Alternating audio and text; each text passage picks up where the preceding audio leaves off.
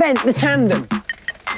How can you make a kimono? How can you make a non-Newtonian, thixotropic, sometimes liquid, sometimes semi-solid substance?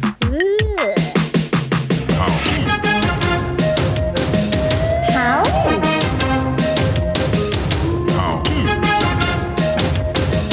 How?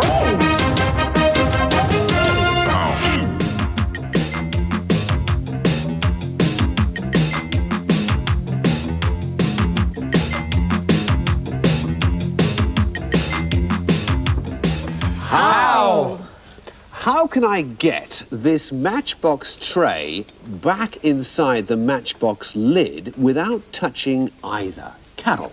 That looks like it's an incredibly difficult how. I'd be very impressed if you can do that. It's a difficult how, you're right, Gaz. You can't touch it, get someone else to touch it for you. No, shall I show you how? I think you better. What you do, you see, is you just clip off the striking edge on one... Yes? I thought you couldn't touch it. But I haven't started yet, Carol, you see. The how hasn't started yet, so you just clip off the striking edge on one side. Yes. Then, you see, you put your box in there like that. Fred, gently, you touched that now. But I haven't started yet.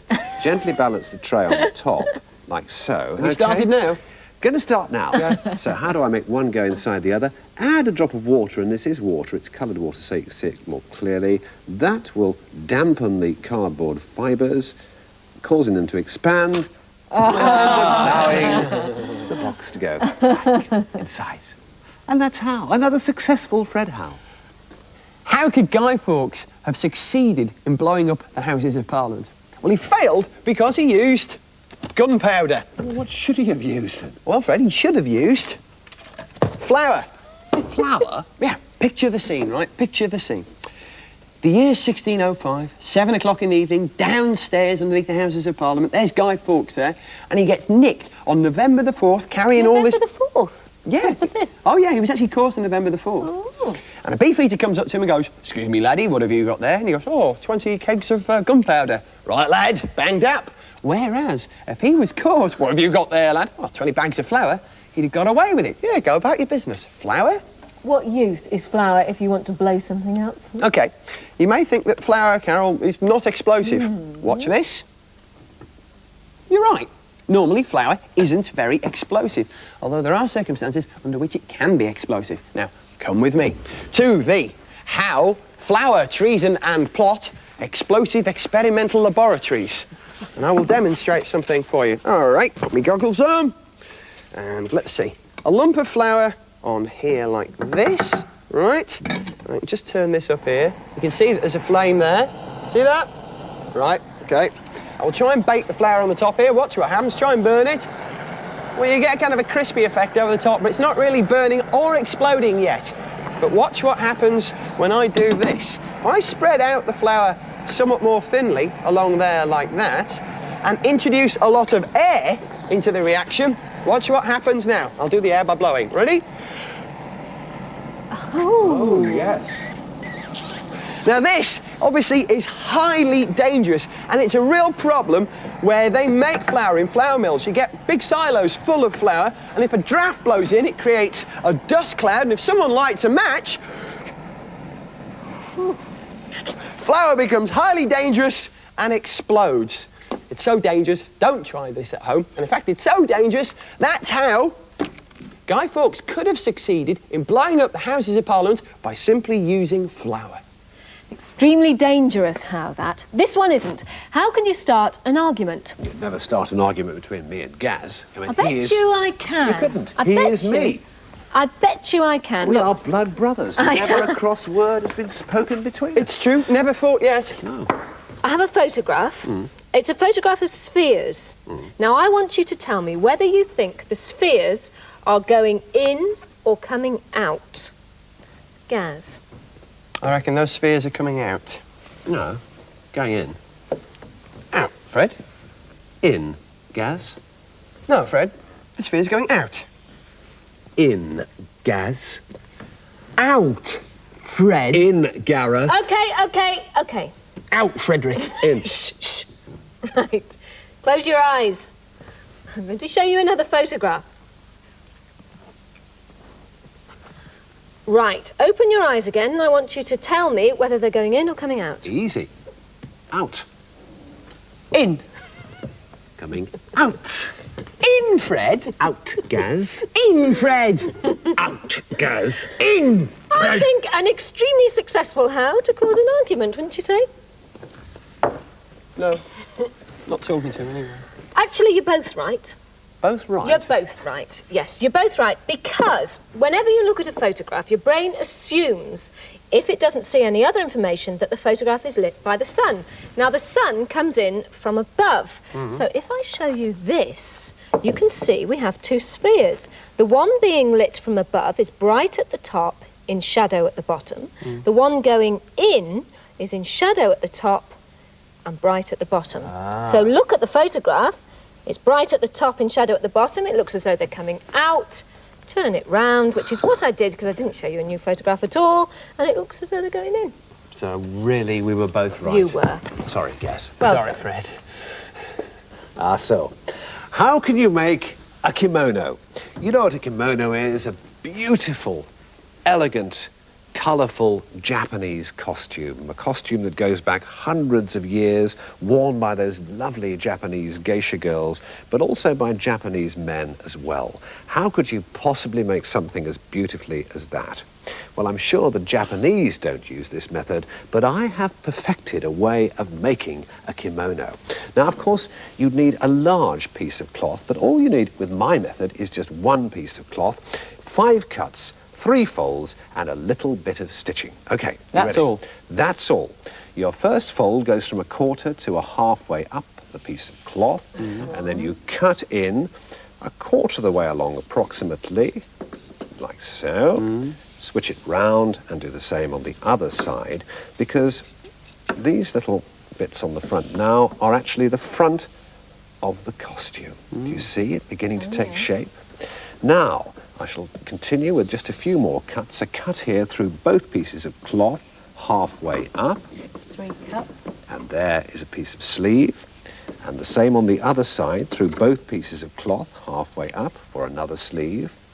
And one long cut through the front of the cloth to the top, making the front of the costume. So there you see the basic shape, a la Fred. A little bit of clever seaming there to complete that sleeve. The other side to complete the other sleeve. Quality dressmaking. Quality dressmaking, this. And the same on the front to make the front opening of the costume there. And the same on the other side there. Brilliant. And that basically is how you make a kimono. And this is how you wear it. There you are. Gaz, Carol? Gaz? Carol? How can you reinvent the tandem? Go!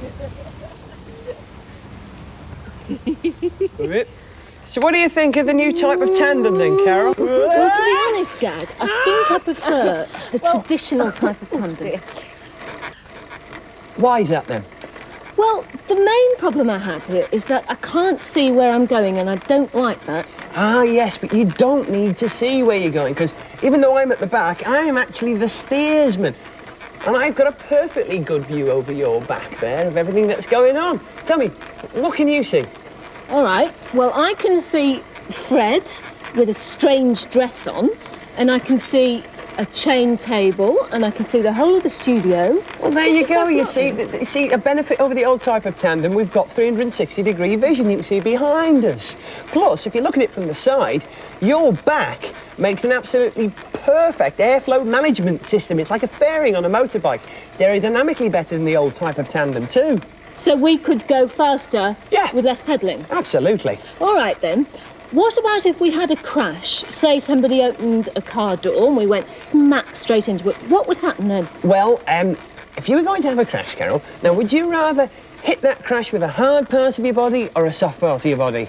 Definitely a soft part. Well, look, the soft part of your body's facing forwards. We sorted that one out. Oh, that soft part.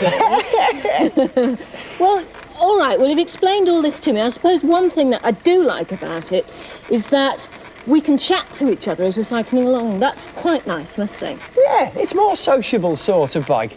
So which do you prefer? Well, after much consideration, Gaz, I still prefer the traditional tandem. Ah, but that's typical of you, isn't it? You see, you're a traditionalist. Yep. Me, I like things out of the ordinary, and this is definitely the more out of the ordinary tandem.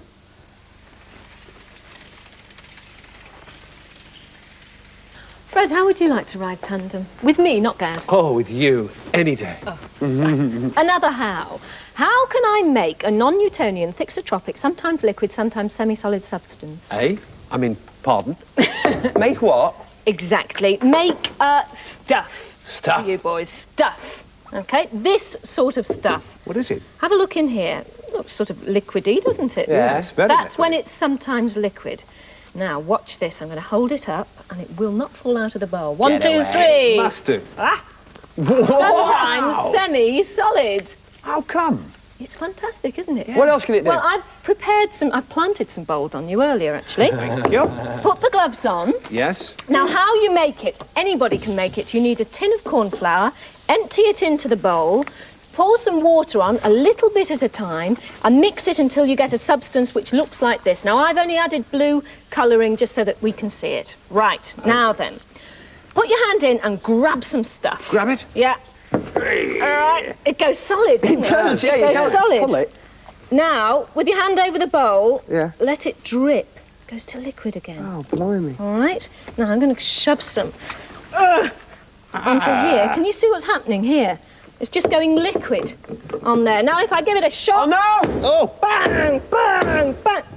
It just goes solid. It keeps changing. And this is- fantastic. Now you two, see if you can do the ultimate trick. It's weird. Hold it upside down over your head. Are you sure? Oh, no. Oh yes, yes, yes. Go on, yes. Fred. Upside down. Yeah, go on, Fred. No, it'll all come out. Go on, Fred. It'll all come out. Come on, Fred.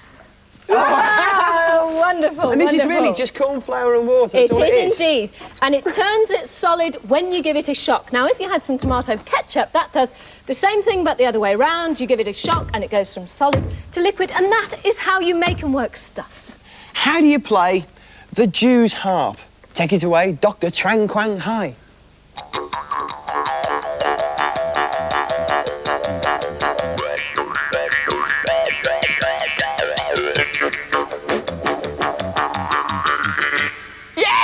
That's wonderful, Dr. Hai, but is that a Jew's harp? Well, this is a Jew's harp from Asia, and this come from Europe. Oh, so right. it's nearly the same thing. You have the instrument, you put the instrument against the mouth, Yeah. and you plug here, you can hear this fundamental. The fundamental. Then you blow through the instrument, you create a rhythm.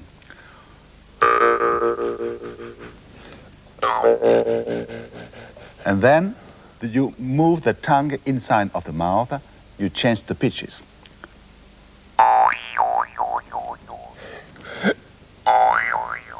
Oh, brilliant! Been practicing. Okay, you guys have a go now. You think you're not getting I away think with this? I'm pretty fundamental on this one. Oh, yes. She's fundamental. I'll tell you, I'm basic. I felt lost. What else can you do? Yes, now we can do something like this.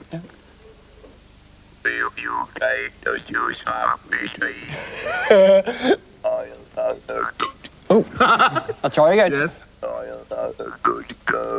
Yeah.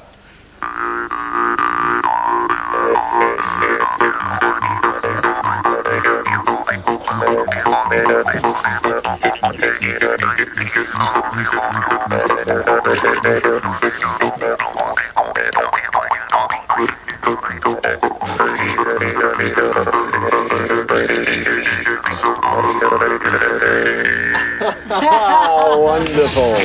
And that is how for now. How?